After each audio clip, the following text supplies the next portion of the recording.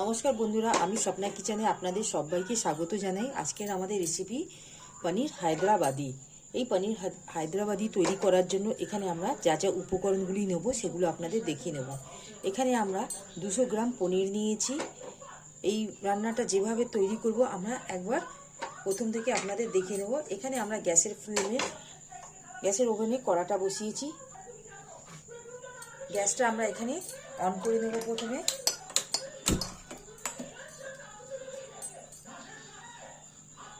এখানে আমরা কিছু মশলা নিয়েছি। এখানে নিয়েছি আদা, রসুন, পেঁয়াজ আর কাঁচা লঙ্কা।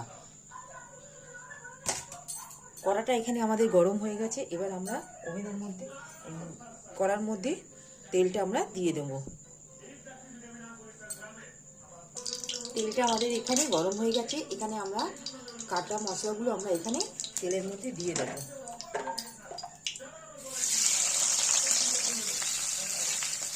মশলাগুলো দিয়ে আমরা ঠিক হালকা লাল করে ভেজে তুলে নেব। এখানে আমরা পনিরগুলো পিস পিস করে কেটে নিয়েছি। এবার আমরা এখানে ভালো করে কোটিং করে নেব। কোটিংটা আমরা এখানে বেসন দিয়ে করব, সেটা আপনাদের একবার দেখিয়ে নেব। আমাদের এখানে ঠিক পেঁয়াজটা হালকা লাল হয়ে গেছে। ঠিক এই স্টেজে আমরা পেঁয়াজগুলো বার করে নেব। এটা আমরা দেখুন বার করে নিয়েছি। এবার ঠান্ডা হওয়ার জন্য আমরা রেখে নেব। পনিরগুলো এখানে আমরা বেসন নিয়েছি। বেসনের মধ্যে ঠিক লাগিয়ে কোটিং করে নেব।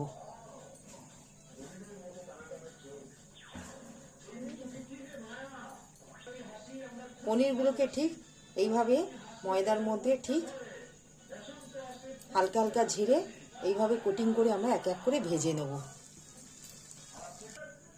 ঠিক আর একটা আমরা দেখিয়ে নেব। ঠিক এইরকমভাবে, যাতে খুব একটা বেশি বেসন না দিকে থাকে। বেশি হয়ে গেলে ঠিক এইভাবে ঝেড়ে নেবে, নিয়ে এক এক করে আমরা ছেড়ে দেবো। এইভাবে প্রত্যেকটা পনির আমরা ভেজে নেব।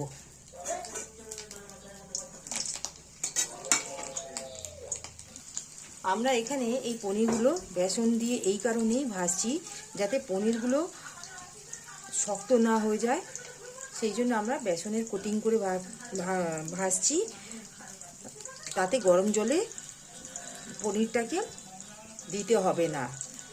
সেই জন্য আমরা এখানে কোটিং করে নিয়ে ভাজছি, যাতে নরম থাকবে। আর এর মধ্যে আমরা নুন দিয়ে ভাজবো না, কারণ নুনটা দিলে পরে পনিরের মধ্যে জলটা ছেড়ে দেবে। সেই জন্য আমরা নুন দিয়ে ভাজছি না। আপনারা এই বেসনের মধ্যে কালারফুল করে যদি করতে পারেন, হলুদ গুঁড়ো দিতে পারেন, লঙ্কা গুঁড়ো দিতে পারেন, কিন্তু নুনটা দেবেন না। আমরা এখানে শুধু বেসন দিয়েই আমরা কোটিং করে ভেজে নিচ্ছি। বন্ধুরা দেখুন, আমরা সব পনিরগুলো এখানে মোটামুটি ভেজে তুলে নিয়েছি। এই মিক্সার গ্রাইন্ডারে আমরা এই মশলাগুলো নিয়েছি। আর নেব এখানে পুদিনা পাতা 8 থেকে 10টা পাতার মতন নেব, কারণ এখানে বেশি দিলে পরে ফ্লেভারটা খুব স্ট্রং হয়ে যাবে আর ঠিক চাটনির স্বাদটা লাগবে। এবার এখানে আমরা 2 থেকে 3 চামচের মতন আমরা এখানে টক দই দিয়ে নেব। এখানে আমরা 3 চামচের মতন টক দই দিয়ে দিলাম। এবার আমরা এটাকে স্মুথ পেস্ট তৈরি করে নেব।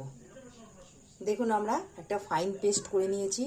আমাদের ঠিক পুদিনাটা 8 থেকে 10খানা আমরা পাতা দিয়েছি বলে দেখুন কালারটা ঠিক লাইট হয়েছে।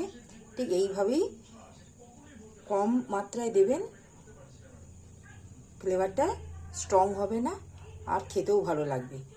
এবার আমরা এখানে কড়াটা ওভেনে বসানো রয়েছে, গরম হয়ে গেছে। এখানে কিছু আমরা গোটা মশলা দেব।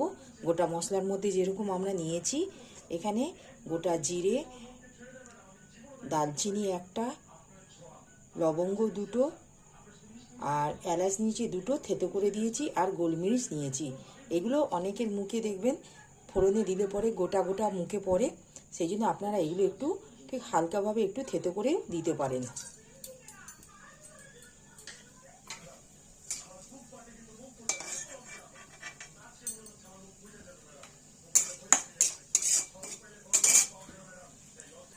ফোড়নটা যাতে বেশি না পুড়ে যায়, ঠিক হালকা ফোড়নটা ঠিক পুড়ে গেছে হালকা।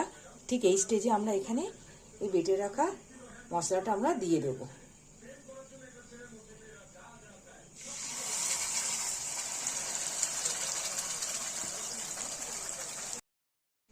ঠিক এইভাবে আমরা ভালো করে, কাঁচা গন্ধটা না থাকে, ভালো করে আমরা এখানে ভেজে নেব যতক্ষণ না তেল ছাড়ছে।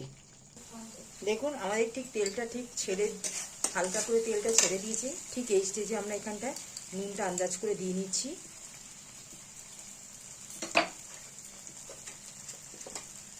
আর দেবো এখানে হলুদ গুঁড়ো হলুদ গুঁড়ো নিচ্ছি 1 চা চামচ। এটা খুব একটা লাল হবে না। লঙ্কার গুঁড়ো আমরা সামান্য দেবো। এখানে আমরা এই লঙ্কার গুঁড়ো দিচ্ছি সামান্য।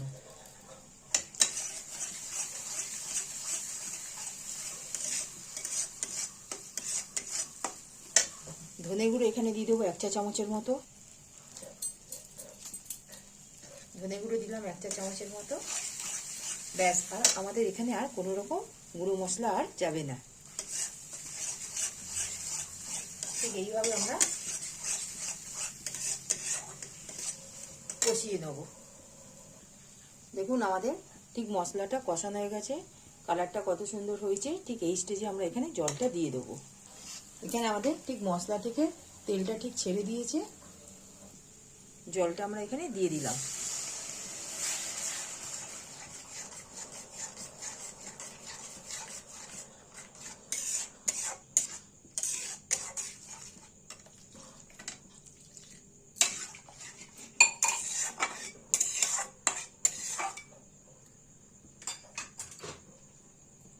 গ্রেভিটা ফুটে উঠলে আমরা এক এক করে পনিরগুলো বিছিয়ে দেবো। গ্রেভিটা ঠিক ফুটে উঠেছে। ঠিক এখানে আমরা পুদিনা পাতা 5টা থেকে 6টা আমরা দিয়ে দিলাম ফ্লেভারের জন্য।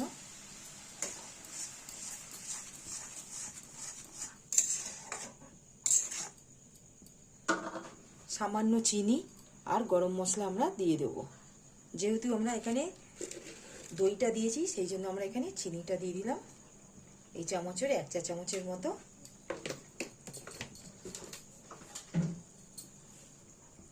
আর গরম মশলা দেবো এখানে জাস্ট নামমাত্র।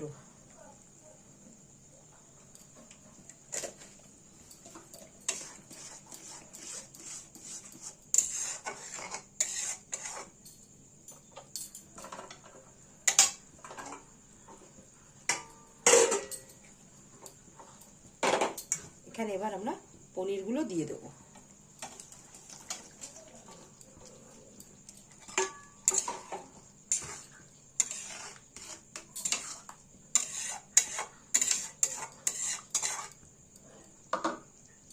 দিয়ে আমরা ঠিক এটা চাপা দিয়ে দেবো